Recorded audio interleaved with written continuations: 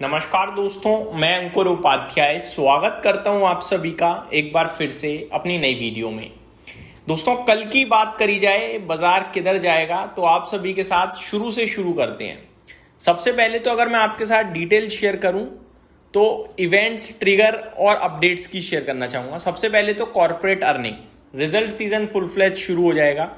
140 कंपनियां जो जून क्वार्टर के नतीजे पोस्ट करेंगी, जिसमें बड़ा नाम है रिलायंस इंडस्ट्रीज का, HCL टेक का, HDFC Life Insurance, Jio Financial Services, Tech Mahindra, Wipro, JSW Steel, Axis Bank, HDFC Bank, ICICI Bank, Kotak Mahindra Bank. इनके नतीजे आने हैं जो निफ्टी के दिग्गज हैं। आगे आप सभी के साथ बात करूं ब्रॉडर मार्केट से, ICICI prudential, HDFC AMC, ICICI Lombard, ICICI prudential life insurance, L&T technology, Bajaj consumer, Jindal 100, Tata LXI, angel one, fed bank financial, HDB financial, union bank of India, Bharat भेल, ITC hotels, we work India, federal bank, Havells India, Oberoi realty, Poonawalla fincorp, RBL bank, Tata technologies, India cement, yes bank. ये सारे नतीजे आने हैं इस हफ्ते। दूसरा होगा crude oil. Crude oil closely watch करना है क्योंकि ईरान ने कहा है कि उन्होंने स्ट्रेट ऑफ हॉर्मोज दोबारा बंद कर दिया है क्योंकि यूएस ने अटैक किया है। अब स्ट्रेट ऑफ हॉर्मोज बंद होने की खबर पे कच्चा तेल कितना शार्प रिएक्ट करता है, ये देखना इंटरेस्टिंग होगा।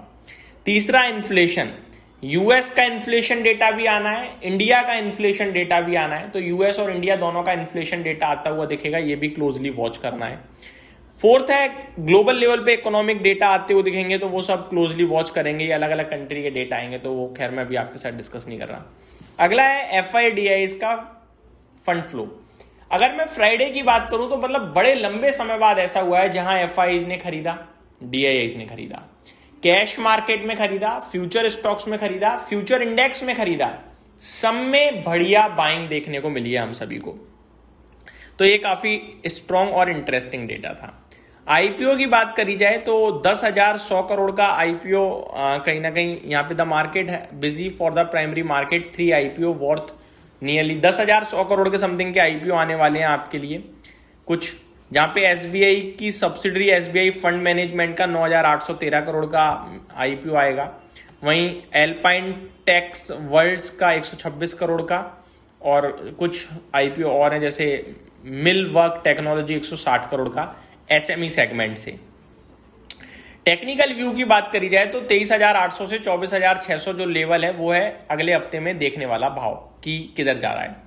वहीं साइकोलॉजिकली 24,000 का इमीडिएट सपोर्ट है। The bullish bias has improved after Wednesday sharp correction resulting into indecisive candlestick pattern formation in the passing week. 24,000 का इंपॉर्टेंट लेवल है जो हमें देखना होगा। 24,400 के ऊपर मोमेंटम थोड़ा ज्यादा स्ट्रांग हो सकता है, तो ये सारा का सारा डेटा बनना है।